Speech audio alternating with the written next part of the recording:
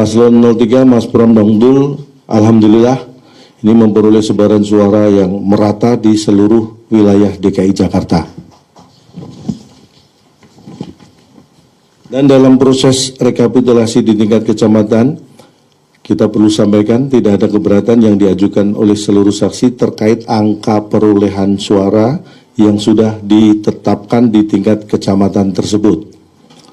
Dan tentu kami mengapresiasi dan berterima kasih juga salam hormat kepada seluruh pihak, partai pengusung, partai pendukung, para relawan dan simpatisan, serta terima kasih untuk organisasi masyarakat yang juga turut menjaga dan mengawal proses rekapitulasi suara mulai dari TPS hingga tingkat kecamatan. Dan kami meyakini bahwa proses rekapitulasi selanjutnya yang dilaksanakan di tingkat kabupaten kota, hasilnya akan sama dan tidak ada perubahan yang berarti. Dan untuk hari ini sudah berjalan untuk Jakarta Timur, sudah dimulai dari kemarin, dan hari ini dimulai di Jakarta Utara. Secara khusus kami menyampaikan penghargaan juga untuk para saksi yang telah bekerja sangat keras mengawal rekapitulasi suara, terutama untuk saksi dari pasangan 03, tapi kita juga berterima kasih untuk saksi 01 dan saksi 02, karena saksi-saksi inilah yang ikut mengawal dan menjaga suara, dan bisa kita sebut mereka juga bagian dari pahlawan demokrasi kita. Kami juga menyampaikan apresiasi yang setinggi-tingginya kepada penyelenggara, baik panitia pemungutan suara maupun panitia pemilihan kecamatan yang berada dalam naungan KPUD DKI Jakarta. Juga terima kasih kepada Bawaslu DKI Jakarta. Secara khusus, kami juga terima kasih dan mengapresiasi Presiden Republik Indonesia, Bapak Prabowo Subianto, atas netralitas dan konsistensinya dalam menjunjung nilai demokrasi dalam Pilgub DKI Jakarta kali ini.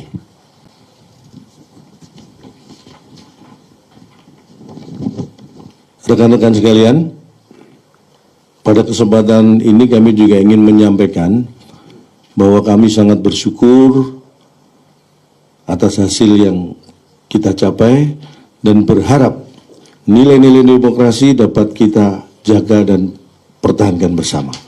Kami sangat berharap dalam kontestasi ini kita bersama-sama menjaga kondisivitas dan sportivitas, serta akan menghormati hasil pemungutan suara dan perhitungan suara yang sudah dilaksanakan. Dan tentunya kami tetap menghormati dan menunggu hasil penetapan perolehan suara Pilgub DKI Jakarta yang akan dilakukan oleh KPU DKI Jakarta. Jadi kita berharap kehadiran kita di sini untuk menjaga semangat untuk mengawal proses sampai nanti pengumuman resmi penetapan perolehan suara oleh KPUD Jakarta. Selanjutnya mungkin ada yang ingin ditambahkan oleh Pak Charles, kami persilakan. Cukup? Pak Toto? Aman? Mas Supri? Aman? Aman. Jadi saya berharap kita semua jangan pernah lelah ya untuk mencintai Jakarta ini, dan kita insya Allah akan membangun Jakarta supaya semakin menyala, dan harapan kita bersama adalah kita segera mendapatkan pemimpin Jakarta, karena kita melihat bahwa banyak sekali tugas yang harus dilakukan untuk warga Jakarta, apalagi ini mendekati akhir tahun, Natal, Tahun Baru, setelah itu juga disusul dengan bulan Ramadan dan Hari Raya Idul Fitri, kemudian juga dengan situasi atau cuaca yang sangat ekstrim seperti ini, saya kira kita butuh pemimpin yang harus mempersiapkan sedini mungkin untuk memastikan bahwa warga Jakarta akan selamat dan bahagia. Itu harapan kita bersama. Kita buka, mungkin kalau ada yang ingin bertanya, kami beri kesempatan. Silakan, Mbak.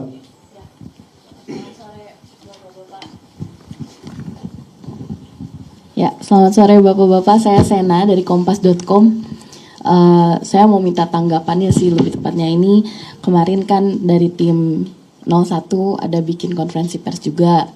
Terus mereka mengeklaim bahwa mereka bilang siapapun pemenang pilkada ini legitimasinya kurang atau tidak kuat karena hanya mungkin dipilih oleh 1/4 warga Jakarta gitu. Mereka juga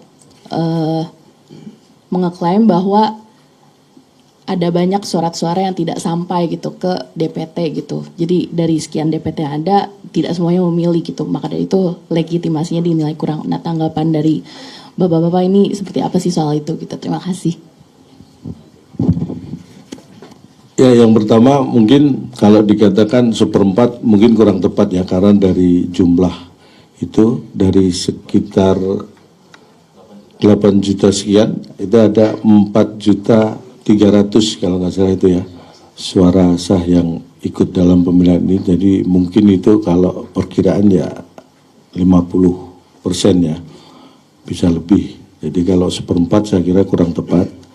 Tetapi apapun itu, penyelenggara pemilu saya kira sudah melaksanakan tugasnya sesuai dengan undang-undang, sesuai dengan aturan, dan itu bisa berjalan dengan baik. Artinya kalau semua berjalan sesuai aturan, sesuai dengan undang-undang, tidak perlu lagi yang dipertanyakan legitimasinya. Karena semua proses berjalan sesuai dengan apa yang seharusnya, dan itu transparan, terbuka, bisa teman-teman media juga bisa mengikuti. Jadi kalau ada penilaian bahwa legitimasinya dipertanyakan, saya kira silakan mempertanyakan dulu ketika pada diri sendiri dasarnya apa itu untuk mengatakan legitimasinya perlu dipertanyakan. Jadi sebelum bertanya, tanyakan pada diri sendiri. Jadi banyak pertanyaan jadinya ya. Tapi saya kira seperti itu. Kita sepakat bahwa kita mengawal proses ini dari awal, bagaimana kampanye kita ikuti semua aturannya sampai dengan hari pemungutan suara, kemudian penghitungan suara sampai pada proses sekarang yang sudah dilakukan di kabupaten kota. Saya kira semuanya berjalan sesuai aturan dan itu menunjukkan bahwa tidak perlu diragukan masalah legitimasi. Mungkin ada tambahan. Ya, monggo. Ya, cek. Ya, jadi terkait dengan partisipasi pemilih, kalau kita lihat mungkin datanya secara nasional, bukan saja di Jakarta, mungkin teman-teman bisa cek sendiri di berbagai provinsi, termasuk berbagai kabupaten kota, angka partisipasi pemilih khusus di tahun 2024 ini memang tergolong cukup rendah. Artinya ini tidak spesifik terjadi di Jakarta. Yang kedua tadi mungkin yang dimaksud adalah C6 ya, karena kemarin saya sempat mengikuti juga press conference dari teman-teman di 01 yang mengklaim bahwa karena C6 itu banyak yang tidak mendapatkan sehingga angka partisipasi pemilih itu rendah. Nah, kembali sama ya, fenomena ini tidak hanya terjadi di Jakarta. Di berbagai kota, berbagai provinsi juga ternyata teman-teman RT RW juga banyak yang tidak bisa membagikan C6 kepada semua pemilih. Ya, tetapi yang perlu ditegaskan adalah C6 sifatnya adalah pemberitahuan. Tidak mendapatkan C6 itu bukan berarti calon pemilih kehilangan haknya untuk memilih. Ya, calon pemilih tetap bisa datang ke TPS dengan membawa KTP, asalkan yang bersangkutan terdaftar di TPS tersebut, yang bersangkutan tetap bisa memilih. Bahkan yang tidak terdaftar pun bisa datang ke TPS sebagai pemilih tambahan dan memberikan hak pilihnya pada jam 12 sampai jam 1. Artinya, kalau dikatakan bahwa karena C6 tidak terdistribusi dengan baik, sehingga seolah-olah di Jakarta ini ada konspirasi besar, ada upaya manipulasi gitu ya. Ini adalah sesuatu yang mengada-ada gitu ya, karena sekali lagi tidak mendapatkan pemberitahuan yaitu C6 bukan berarti bahwa hak untuk memilih dari calon pemilih itu akan hilang gitu ya. Terima kasih.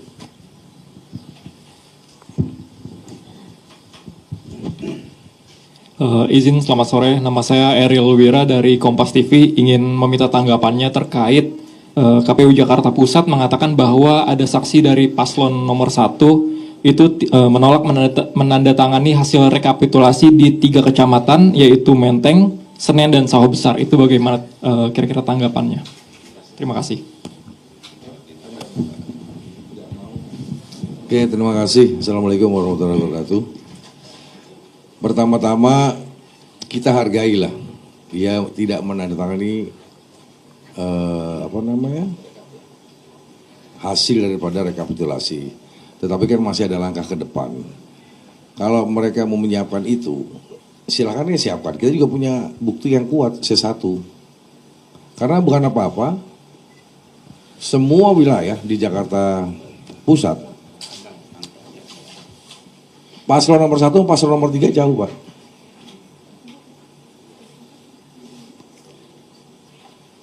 Jadi nggak bisa ada alasan bahwasanya Prawasari dia nggak mau tantangan. Semua mungkin ya, ini masif.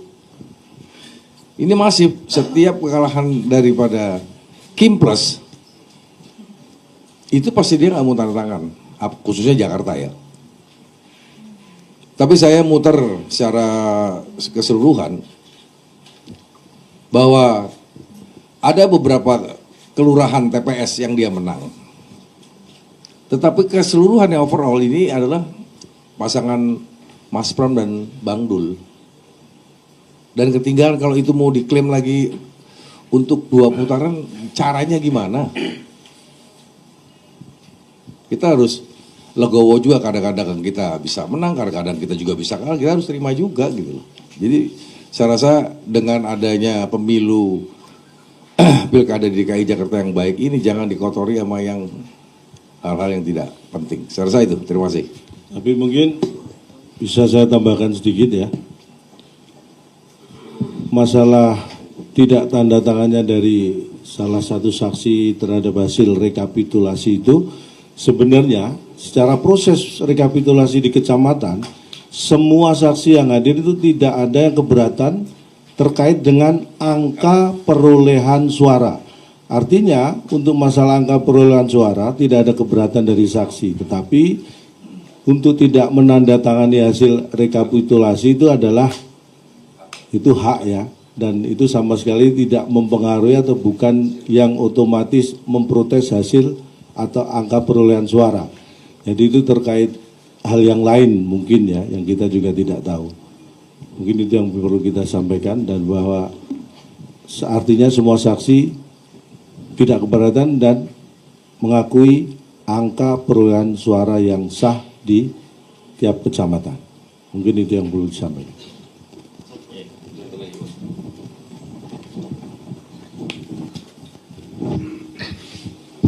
Selamat siang, saya Diah dari Void.id. Ingin menambahkan pertanyaan dari 2 pertanyaan sebelumnya yang terkait banyaknya C6 yang tidak dibagikan kepada warga oleh KPPS. Ini kan dianggap sebagai bentuk ketidakprofesionalan penyelenggara pilkada. Nah, dan tim CS 01 Ridho itu meminta agar KPU DKI Jakarta menyelenggarakan pemungutan suara ulang di semua TPS akibat partisipasi pemilih yang rendah ini. Nah, tanggapannya seperti apa? Lalu yang kedua itu terkait saksi dari 01 yang tidak ikut menandatangani formulir C di 3 kecamatan. Ini ada dugaan bisa jadi kenapa mereka tidak tanda tangan ini karena akan digugat ke MK. Nah, jika benar nanti akan digugat ke MK, apakah dari tim Mas Pram dan Bang Dul siap untuk menghadapi itu? Lalu yang ketiga, tim SAS 01 itu juga menuding adanya surat suara yang sudah tercoblos di Kelurahan Pinang Ranti. Nah, itu apakah tim Mas Pram dan Bang Dul sudah ikut menelusuri? Katanya itu tercoblosnya paslon 03. Itu, apakah benar? Itu aja. Ya, terima kasih nih, saya jawab di poin 1 dan poin 2. Sebetulnya KPU bertugas memberi sosialisasi sampai ke tingkat PPS. Nah, di perencanaan anggaran mungkin nggak ada untuk sosialisasi itu. Kan bukan kita yang disalahkan. Partisipasi masyarakat mau ke pencoblosan dengan menggunakan KTP, yang penting DPT-nya ada, harusnya kan bisa. Nah itu kan tugas KPU. Nah disinilah letak mungkin bukan kesalahan kita, sekarang ini sudah terjadi, sini sudah dilaksanakan, pesertanya ada yang mencoblos, hasilnya ada di quick count, ada di di tempat kami, internal kami juga ada, apalagi yang harus dicari-cari gitu. Kalau saya berpendapat seperti itu, mungkin tambahan Mas yang Jadi kembali lagi ya, terkait dengan C6, sifatnya itu kan hanya sebatas pemberitahuan bahwa selama ini sejak beberapa bulan lalu calon pemilih bisa melakukan pengecekan di situs KPU untuk mengetahui di mana yang bersangkutan bisa mencoblos. Dan seperti yang disampaikan Pak Pras tadi, ya kalau terdaftar di DPT, bawa KTP, yang bersangkutan pasti diberikan haknya untuk bisa menyampaikan suaranya. Ya, artinya kalau dikatakan bahwa karena C6 itu tidak dibagikan, tidak terbagi dengan baik, maka menghilangkan hak yang bersangkutan memilih, ini sesuatu yang mengada-ada. Yang kedua, bagaimana Anda bisa memastikan, ya 01 bisa memastikan bahwa yang tidak mendapatkan C6 itu pasti memilih mereka. Kalau dikatakan mereka dirugikan, saya juga bisa mengatakan kami juga dirugikan. Karena bisa saja yang tidak mendapatkan C6 itu adalah pemilih dari 03. Ya, sekali lagi sudahlah, cukuplah membuat alasan yang mengada-ada. Saat ini warga Jakarta butuh pemerintahan baru yang segera harus bisa bekerja untuk menyelesaikan permasalahan warga Jakarta. Ya, terima kasih.